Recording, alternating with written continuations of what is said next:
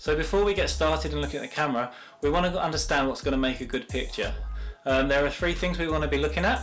This is the exposure, the focus, and the composition. So the exposure is going to be how bright or dark the picture is. The focus is going to be what parts of the pictures are sharp and what parts are out of focus.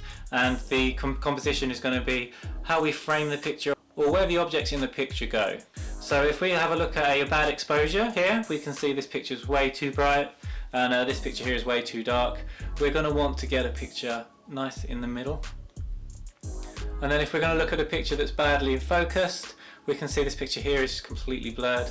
We're not going to want a picture like this. And then if we have a look at a picture now that's badly composed, it just looks odd and maybe a bit messy, and we just got loads of space here. We don't know what's going on. So we want a picture with a nice composition like this. So as long as we keep on top of these three things, we're going to end up with a good picture. It might not necessarily be an amazing picture, but it's not a bad picture, and that's a good way to start. In later videos I'm going to show you how to control these things to make sure we get what we're after.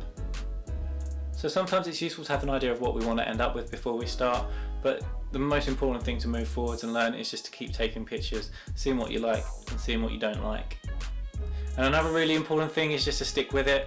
Things are going to get hard, difficult, you've just got to keep working through it. The fact that you've come to find these videos means that you want to improve, you want to move forward, and you're already off to a great start.